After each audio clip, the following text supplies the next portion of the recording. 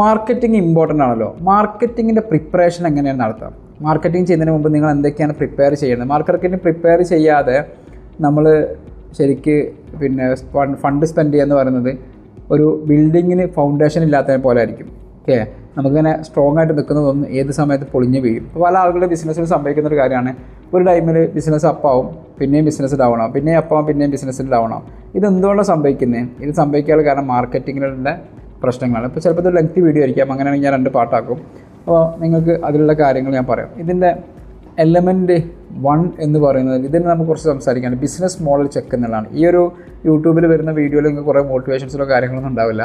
പക്ക reality ആയിരിക്കും, നിങ്ങളുടെ business ഉണ്ടാകുന്ന റിയാലിറ്റി ആയിരിക്കും. നിങ്ങളൊരു രൂപ മാർക്കറ്റിങ്ങിലേക്ക് സ്പെൻഡ് ചെയ്യുന്നതിന് മുമ്പ് അവിടെ നമ്മൾ ശ്രദ്ധിക്കേണ്ടത് പ്രോഫിറ്റബിലിറ്റി ഫസ്റ്റ് എന്നുള്ള സംഭവമാണ്. നിങ്ങൾ മാർക്കറ്റിങ്ങിന് വേണ്ടിയിട്ട് ഒരു ഫണ്ട് സ്പെൻഡ് ചെയ്യുന്ന സമയത്ത് അത് തിരിച്ചു വരുമെന്നുള്ളത് ഉറപ്പ് വേണം. എൻ്റെ ഒരു ഫ്രണ്ട് ഈ അടുത്തിടെ 99 റുപ്പീസിൻ്റെ ഒരു വെബിനാർ വെച്ചു. എന്നിട്ട് അവൻ എന്നോട് പറഞ്ഞു, 99 റുപ്പീസിൻ്റെ വെബിനാർ വെച്ചിട്ട് എനിക്ക് 3000 രൂപ പോയി, എനിക്ക് ആകെ വന്നിരിക്കുന്നത് 10 പേരാണ്. 10 പേര് എന്നിട്ട് എനിക്ക് 900 അല്ലെങ്കിൽ 1000 രൂപയുടെ അടുത്തേ കിട്ടിയിട്ടുള്ളൂ.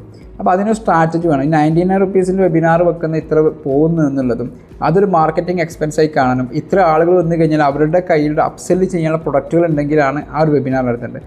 അങ്ങനെ നമ്മളൊരു കസ്റ്റമർ അക്വിസിഷൻ കോസ്റ്റ് എത്ര വരും, നമ്മളത് മാർക്കറ്റിങ്ങിലേക്ക് സ്പെൻഡ് ചെയ്യുന്നതിൻ്റെ ROI നമുക്ക് തിരിച്ചു വരുമോ എന്നുള്ളതിൻ്റെ ഒരു പ്രോഫിറ്റബിലിറ്റി ടെസ്റ്റ് നടത്തണം. നിങ്ങളുടെ പ്രൊഡക്റ്റിൻ്റെ കോസ്റ്റ് എത്രയാണ് വരിക, മാർക്കറ്റിങ്ങിന് വേണ്ടി എത്ര ഫണ്ട് സ്പെൻഡ് ചെയ്യാമെന്നുള്ളൊരു ഗൈഡൻസ് ഉണ്ടാക്കണം. ആ മാർക്കറ്റിങ്ങിന് വേണ്ടി ഇത്ര ഫണ്ട് ഞാൻ സ്പെൻഡ് ചെയ്താൽ അതെനിക്ക് റിട്ടേൺ ആയിട്ട് വരുമോ എന്നുള്ള പ്രോഫിറ്റബിലിറ്റി ടെസ്റ്റ് എന്ത് ചെയ്യണം, ഫസ്റ്റ് നിങ്ങൾ നടത്തണം മാർക്കറ്റിങ്ങിന് ഫണ്ട് സ്പെൻഡ് ചെയ്യുന്നതിന് മുന്നേ ആയിട്ട്. ഇപ്പോൾ ഞാൻ എൻ്റെ ഒരു പ്രോഗ്രാമിന് വേണ്ടി മാർക്കറ്റിംഗ് സ്പെൻഡ് ചെയ്യുകയാണ്, ഞാനിപ്പോൾ ഒരു 7500 രൂപ സ്പെൻഡ് ചെയ്യാണ്, എനിക്കൊരു 100 ലീഡ് കിട്ടി. സപ്പോസ് 100 ലീഡ് കിട്ടുന്ന സമയത്ത് എനിക്കതിൽ നിന്നൊരു 10 ക്ലയൻറ്റ് ക്ലോസ് ആയി.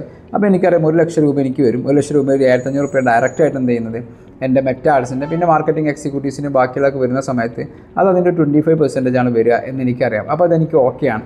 ഇങ്ങനെ നിങ്ങൾ അതിൻ്റെ ഒരു പ്രോഫിറ്റബിലിറ്റി ഫസ്റ്റ് എന്ന് പറയുന്ന സാധനം എന്ത് ചെയ്യണം, ചെക്ക് ചെയ്യണം. അതാണ് ബിസിനസ് മോഡൽ. നമ്മുടെ ബിസിനസ് മോഡൽ കറക്റ്റ് ആണോ, നമുക്ക് പ്രോഫിറ്റബിൾ അല്ലാത്ത നമ്മൾ മാർക്കറ്റിൽ ഒരു ഫണ്ട് സ്പെൻഡ് ചെയ്തിട്ട് നമുക്ക് പ്രോഫിറ്റബിലിറ്റി കിട്ടാത്ത സംഭവമാണെങ്കിൽ ആ ബിസിനസ് മോഡൽ റൈറ്റ് ആവില്ല. അവിടെ മാർക്കറ്റിങ്ങിന് വേണ്ടി കുറേ ഫണ്ട് സ്പെൻഡ് ചെയ്യരുത്. രണ്ടാമത്തെ സംഭവമാണ് സ്കെയിലബിലിറ്റി. ഒരു മാറ്ററാണ് സ്കെയിലബിലിറ്റി മാറ്റേഴ്സ് എന്ന് പറയാം. നമ്മൾ വലിയ രീതിയിൽ മാർക്കറ്റിങ്ങിന് വേണ്ടി ഫണ്ട് സ്പെൻഡ് ചെയ്തിട്ട് നമുക്ക് ക്ലയൻസ് വന്നു കഴിഞ്ഞാൽ ഡീല് ചെയ്യാനുള്ള, അത് ഓപ്പറേറ്റ് ചെയ്യാനും അതിന് മാനേജ് ചെയ്യാനുള്ളൊരു ടീം ഉണ്ടായിരിക്കണം. ഈ ഒരു എക്സാമ്പിൾ ഉണ്ടായിരുന്നു, ഒരു മാട്രസിൻ്റെ ടീം എന്ത് ചെയ്തു വെച്ചാൽ വലിയ ഇൻഫ്ലുവൻസേഴ്സിനെ വെച്ചിട്ട് എന്ത് ചെയ്തു, വലിയൊരു ആഡ് ചെയ്തു. അങ്ങനെ ഇഷ്ടം പോലെ എൻക്വയറീസ് വന്നു. എൻക്വയറീസ് എന്നിട്ട് ആർക്കും കൊടുക്കാൻ സാധിച്ചില്ല. അവരെന്ത് ചെയ്തു, അവർക്ക് മാർക്കറ്റിൽ തന്നെ വലിയൊരു ബുദ്ധിമുട്ടായിട്ട് മാറിയെന്ന് ഒരു ഷെയറിങ് നടന്നിട്ടുണ്ടായിരുന്നു. എന്നപോലെ എൻ്റെ ബിസിനസ് ഇപ്പോൾ ഞാൻ വലിയ രീതിയിൽ മാർക്കറ്റ് ചെയ്യുകയാണെങ്കിൽ എനിക്കൊരു 200-300 ക്ലയൻറ്റ് വന്നിട്ട് ചിലപ്പോൾ എനിക്ക് കാര്യം ഉണ്ടാവില്ല. എനിക്ക് 200-300 ക്ലയൻസിനെ ഡീല് ചെയ്യാനുള്ളൊരു ക്യാപ്പബിലിറ്റി എൻ്റെ ടീമിന് ഉണ്ടാവില്ല. അപ്പോൾ നമ്മൾ എത്ര സ്പെൻഡ് ചെയ്യുന്നത് അതിന് എത്ര ലീഡ്സ് വരണം, നമ്മുടെ ടീമിൻ്റെയും നമ്മുടെ സർവീസിൻ്റെ നമ്മുടെ പ്രൊഡക്റ്റിൻ്റെയൊക്കെ ക്യാപ്പബിലിറ്റിയാണ്. എത്ര നമ്മുടെ പ്രൊഡക്ഷൻ കപ്പാസിറ്റി എത്ര പേർക്ക് കൊടുക്കാൻ സാധിക്കും, മാക്സിമം ഇപ്പോഴത്തെ കണ്ടീഷനിൽ എത്ര ഉണ്ടാക്കാൻ സാധിക്കുക, ഇതൊക്കെ ഫസ്റ്റ് നിങ്ങൾ ബിസിനസ് മോഡൽ വെച്ചിട്ട് എപ്പോഴും നമ്മൾ ചെക്ക് ചെയ്യണം എന്നുള്ളതാണ്. ഇപ്പോൾ ഒരു എക്സാമ്പിൾ, ഒരു 50 രൂപേൻ്റെ ജ്യൂസ് ഒരാൾ വിൽക്കുന്നുണ്ട്. അയാളുടെ പ്രോഫിറ്റബിലിറ്റി അതിൽ നിന്ന് 10 രൂപയാണെങ്കിൽ അയാൾ ഡെയിലി 5000 രൂപയുടെ എന്ത് ചെയ്യണം, ഒരു മാർക്കറ്റിംഗ് ചെയ്യണം. 5000 രൂപയുടെ ഡെയിലി മാർക്കറ്റിംഗ് ചെയ്യുമ്പോൾ ഏകദേശം 500 ജ്യൂസ് വേണം വിറ്റുപോകണമെങ്കിൽ.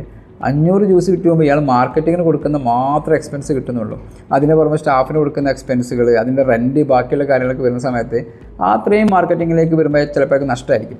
ഇതൊരു എക്സാമ്പിൾ പറഞ്ഞാൽ അങ്ങനെ സംഭവിക്കണമെന്നല്ല, ഒരു റിയാലിറ്റി നിങ്ങൾ ചെക്ക് ചെയ്ത് നോക്കുക. എത്ര രൂപ നിങ്ങൾക്ക് മാർക്കറ്റിങ്ങിന് വേണ്ടിയിട്ട് ബജറ്റ് ചെയ്യാൻ സാധിക്കും, അത് ചെയ്ത് കഴിഞ്ഞാൽ എത്ര രൂപ റിട്ടേൺ വരും, ഒരു 5x വരുമോ 10x വരുമോ എന്നൊക്കെയുള്ള ഒരു ധാരണ. അതായത് നിങ്ങൾ ബിസിനസ് മോഡലിനെ ഒന്ന് അനലൈസ് ചെയ്യുകയാണ് മാർക്കറ്റിങ്ങിന് വേണ്ടിയിട്ട് നമ്മൾ പ്രിപ്പയർ ചെയ്യുമ്പോൾ ആദ്യം ചെയ്യേണ്ട കാര്യമെന്ന് പറയുന്നത്. ഇപ്പോൾ ഞാൻ കുറച്ച് ഇൻഡെപ്ത് ആയിട്ട് പറഞ്ഞിട്ടുണ്ട്. ഇതിൽ ശരിക്കും ഞാൻ പ്രോഫിറ്റബിലിറ്റി എന്താണ്, സ്കെയിലബിലിറ്റി എന്താണ് പറഞ്ഞിരിക്കുന്നത്. അപ്പോൾ സെക്കൻഡ് പാർട്ട് ഞാൻ തേർഡ് പാർട്ടൊക്കെ അപ്ലോഡ് ചെയ്യുന്നുണ്ട്. ഈ 5 കാര്യങ്ങളും നിങ്ങൾ പഠിക്കണം, നിങ്ങൾ കറക്റ്റ് മനസ്സിലാക്കിയിട്ട് വേണം എന്ത് ചെയ്യാൻ, മാർക്കറ്റിങ്ങിന് വേണ്ടി ഫണ്ട് സ്പെൻഡ് ചെയ്യുക. അല്ലെങ്കിൽ ഡിജിറ്റൽ മാർക്കറ്റിംഗ്, ഓഫ്ലൈൻ മാർക്കറ്റിംഗ് കുറേ ഫണ്ടങ്ങ് ഇൻവെസ്റ്റ് ചെയ്യുന്നുണ്ട്, അതും കൂടെ നിങ്ങൾക്ക് പോയി കിട്ടും. അപ്പോൾ വീഡിയോ മുഴുവനായിട്ട് കേൾക്കാനും പാർട്ട് 2 അപ്ലോഡ് ചെയ്തിട്ടുണ്ടാവും, അതും കൂടെ പോയിട്ട് നിങ്ങൾ കാണാം.